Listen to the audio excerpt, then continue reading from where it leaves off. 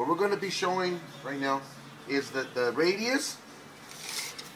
This is about approximately 3 inches from the running board to the tire. Now this is the driver's side. We're going to go to the passenger side.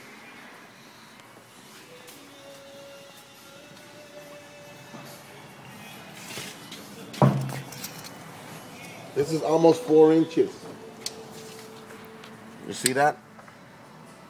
In other words, it's showing that this rear end is moved up to the back. It's actually positioned itself to the back. Okay? We're going to raise it up now. What we can see here, we're going to count the leaves. There's 1, 2, 3, 4, 5, 6. You could see how this section, how the leaf has run down. See where it's originally, it moved, the leaf moved about 2.5 inches.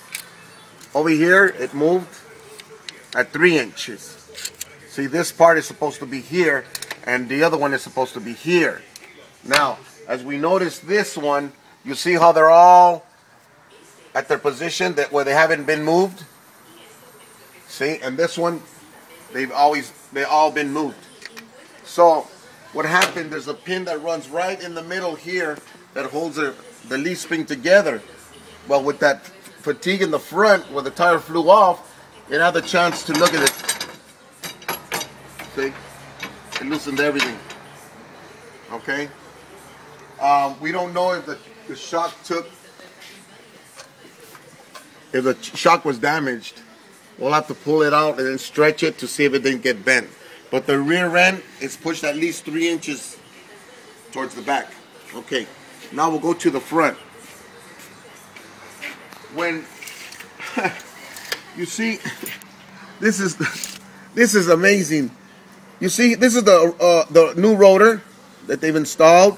This is the whole thing where it was grinded.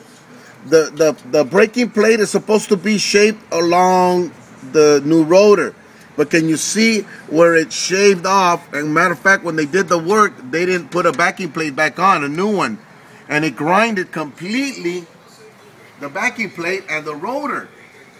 When the tire flew off, this hit the cement. Now look at how it has fatigued the ball joint. Take a picture this way.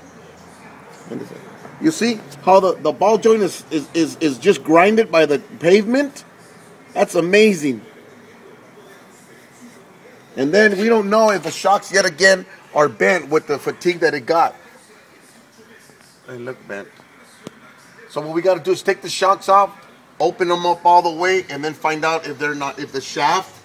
Well, we'll get a picture in it. Let me bring it down right now. We're still talking about the right side. You see, this is about the only thing that has motion when it's driving, normal wear and tear. But what we got to do, we take the strut off and we pull the shaft completely off the shock to see if the shaft didn't get bent. You got 2 shocks on the right-hand side, on the passenger side. This is the side where the tire flew off. Okay? Now, as you can see, nothing, thank God nothing happened to the body. The running board got a little scrape, but that's about it. But nothing major. So actually, I don't understand where's the pre-existing conditions of the vehicle. The body didn't get damaged at all. Okay, so I mean that's a weird. But I'm going to show you the front part of the truck. The top part of the tire is pushed in this way, and the bottom is pushed out. So you can see where the tire's bent. If we go to the other side.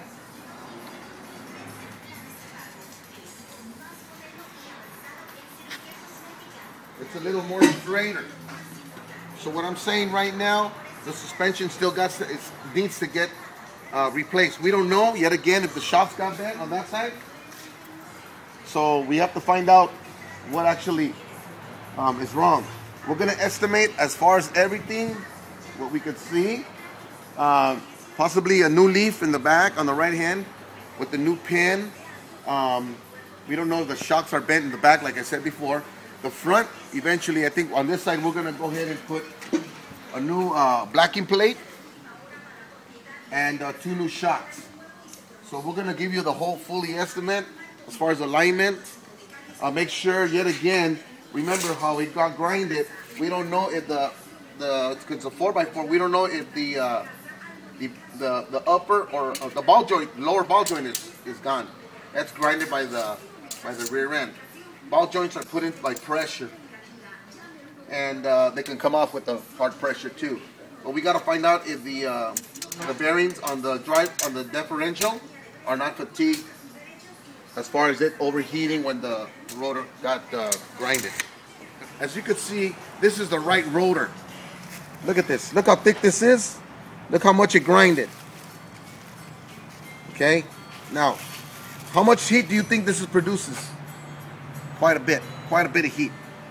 I mean, look at this.